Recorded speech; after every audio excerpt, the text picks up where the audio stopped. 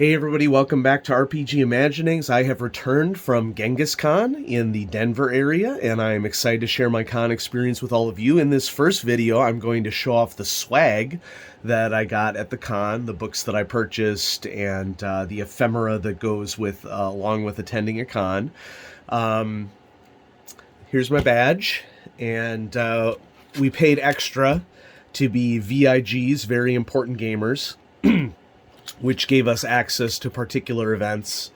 I wish I could go to lots of cons. Ghengis Con happens to be a really cheap con for me to attend because I live in Nebraska. It's just one state over. And since my buddy DJ, who is my financial benefactor, takes care of lodging, and all I have to worry about is food and airfare there. And so it is probably the cheapest con that I have access to. And so, yeah, it's exciting to get back to cons. One of the unexciting things of getting back to cons, of course, is that you may be wondering, hey, Michael, you sound a little nasally. Do you have con crud? And the answer is no, I do not have con crud. I have COVID. So, finally caught up with me after 3 years.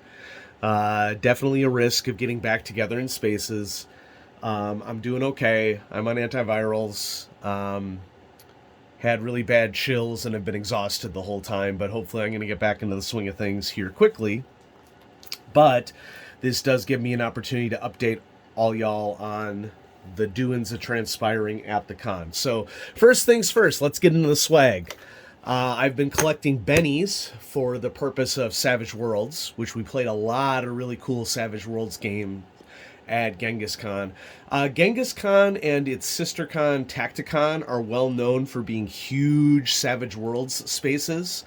For a long time, there was Savage Saturdays. I'm not really sure in a post-COVID world if they are labeling it Savage Saturdays anymore, but there were definitely most of our Savage Worlds games were happening on Saturday. So I picked up this gaming poker chip creation through collaboration, and welcome here, your story awaits. This is from Lakeside Games, the makers of Prowlers and Paragons, and so I picked up what essentially for me serves as a Benny for Savage Worlds, and so there's that. Con dice. Okay, Ghengis Con logo and 2023. You get one of these dice in the welcome bag. And the welcome bag that we got for being a VIG was really cool. Canvas bag, really high quality. It's sort of like a briefcase fold-over style, and it says Ghengis Con 2023 on it. So that will be very useful for carrying books into my nerdy profession, Red on white is an interesting color combination. I don't have a lot of red on white dice, so I do collect D6s that have logos on them, though. I have a collection of, I would say, about 40 D6 that have, probably more than that, maybe 50 D6 that have special logos on them, many of them associated with specific things that my group and I have worked with. And so, yeah, so here's that con dice, and then here's another con dice, kind of a sparkly red and white Neapolitan, I guess, with the logo in black on it, so that's pretty cool. Speaking of Prowlers and Paragons, I picked up a hardcover copy of the Ultimate Edition. I have been on the search for a superhero game. Many of you are aware that I tried out Champions, and while I do like the idea behind Champions, the character creation is just really not accessible. It's a lot of numbers and algebraic equations and whatnot. And so when I was looking at Prowlers and Paragons, not only does it look like a really cool book from a rules light perspective, but I also just liked the message overall. And so this is signed by a couple of people who are involved with it. Justice, not law. That's a really good mantra. So, yeah. And here are the credits. I think one of the editors is someone who signed my book, or maybe one of the layout artists. But it looks pretty cool. It's, I think, a D6 game. and it looks to be pretty straightforward in terms of how the mechanics work. And nice, matte, full color, very readable. Comes with heroes and villains to influence your games. And yeah, so seems like a really good rules light superhero role playing game, and I'm looking forward to reading that.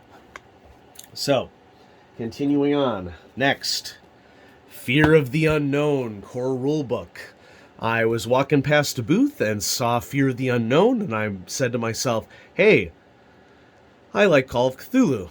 Call of Cthulhu is a terror-based game. Fear of the Unknown seems like it would be right up my alley." And so the booth was run by the author. The author is Thomas Elliott, and he's with Sixpence Games. And it's a PBTA game. He did a really good job of describing it. While he was describing it, I mentioned, that sounds a lot like a PBTA game. And he's like, it is PBTA. So kudos to him. You never know who your audience is going to be when somebody walks up to a booth at a con. And so I happened to make his sales pitch a lot earlier. And he mentions in here that Call of Cthulhu is the primary reference for this game. But it's also leveraging a lot of other media that is influential for him. So he cites Cabin in the Woods as a main one, all the slasher films. He has a really nice videography here in the appendix in which he talks about his influences. And so Call of Cthulhu, Apocalypse World, Gumshoe. I get it. And then videos and TV shows that influenced him. And I'll be honest with you, I'm as interested in author style influences as I am in playing the game. And so many of you are aware that I've been collecting Powered by the Apocalypse games, and I'm excited that I get to add Fear of the Unknown to that group. I played a lot of cool con games with DJ, and DJ spared no expense in getting us into some really cool games. First up, no, it was not a Holmes Basic game. It was a 5e game that we played with Luke Gygax was our GM. And Luke is a really cool dude. He was a great GM. He served in the reserves. I'm not really sure exactly which branch for 30-some years. He's now retired. And he's a great GM. He's getting back into writing after he finished his service. His daughter was there, and his daughter is really into statistics, so I had some fun conversations with her because I have a very deep statistics background, and she's really motivated to do math-related stuff, and so I did everything that I could to give my impressions on why I think statistics is cool, and I was really excited to see her passion for it. So he signed my copy of Holmes Basic, which he didn't have anything to do with Holmes Basic, and neither did his dad at all. It's just the oldest Dungeons & Dragons supplement that I possess.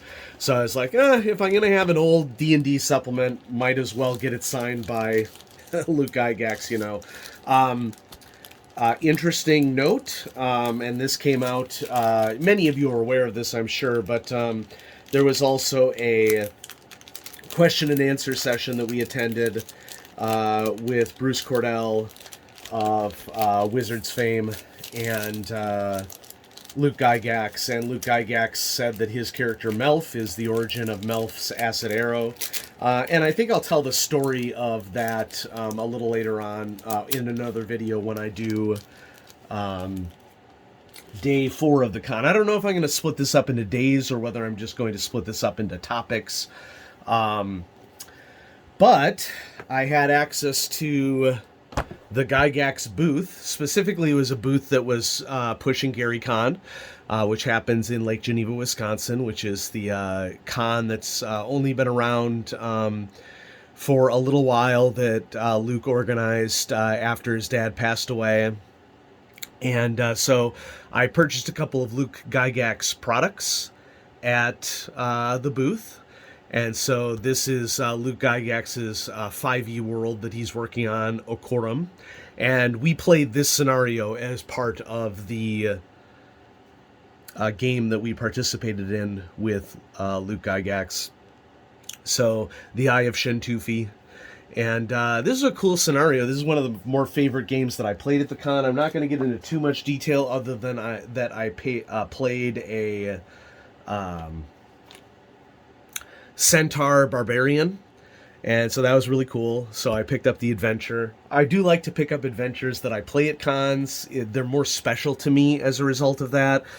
Normally, I wouldn't pick up a scenario like this. It's just not my jam. But when I get personal experience with something, lo and behold, I have more ownership and I'm more invested. So not only did I pick up the Eye of Shentufi, but I also picked up the Heart of Shentufi, which is the continuation of this. And looking forward to reading those and comparing how he GM'd it compared to how it's written in the scenario. And then I also picked up Nightfall, which Luke Gygax wrote in collaboration with Christopher Clark and Turbo in anticipation of GaryCon 13. So this was a tournament scenario for GaryCon 13. So Gaxworks is Luke Gygax's production house. And, he's a small publisher. He puts out, maybe one thing a year, which, I respect somebody, doing the grind. He has a family, and so he has a lot of stuff on his mind. And it's good to do things without overwhelming oneself. And, yeah.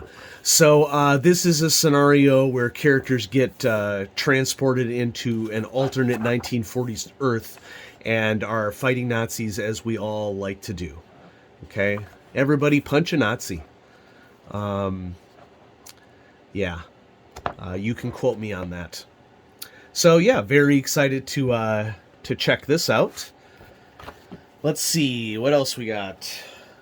We played one DCC game. It was Sailors on the Starless Sea. I actually ordered this, and it arrived at the house after I got back from the con, but I'm still going to show it off as con swag, largely because, I played it at the con, so it's relevant. And this is DCC number 67 by Harley Stroh, a level 0 adventure. This is totally a meat grinder. We started with 4 0-level characters each, and I believe that I had 7 characters overall, and one of my starting characters is the only character that survived, and he had 1 hit point left. But as DCC supplements go, number 67 is pretty cool because you get detailed full-color artwork on some of the beasts that you face in the scenario, and the rest of it is in normal DCC fashion, Yeah, so pretty cool. Handouts that we didn't see in the scenario. So, I just picked this up. Okay. Pirate Borg was on show at the Free League booth. So Free League had a booth there. Naturally they didn't have anything that I hadn't already purchased, except for this. So I didn't pick up Pirate Borg. I know that is going to... It's going to be like shoving a knife into some of your hearts and twisting it, but I'm just not into the board games. Sorry, I fully support you, unlike some people on Twitter. Okay? But Morkborg, Pirate Borg, whatever Borg you're into, I fully support you. I'm not. But they did have this solo RPG, Dark Tides, a swashbuckling wave crawl solo micro RPG, and this is essentially a hex crawl, but you are moving along as a pirate captain and trying to collect gold, prevent mutiny, and it comes with these little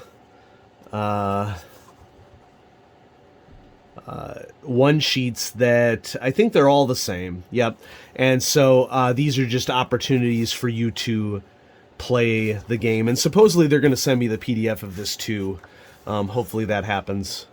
But yeah, this is just like a little single player zine game that they produced, which I thought it was pretty cool. Yeah. Published under the Morkborg third-party license. So this is not a Free League product, but it was featured at the Free League booth. So I guess it's pretty cool that Free League has community content and they are showing it off for people. That was something that I was not aware of. And then last but certainly not least, from Archon Games, Dread Shores and Black Horizons. This is a really well done system agnostic zine by a heavy metal group that is also publishing board games. Board games is their major thing, but this is the only role-playing thing that they have on offer. And this very much has the Lighthouse feel to it. I mean, I wouldn't say that it's, it's far enough afield that, it's not completely derivative of it. The artwork in here is amazing. I will say that I'm not keen on some of the language that appears in here. There's a little bit of ableist language and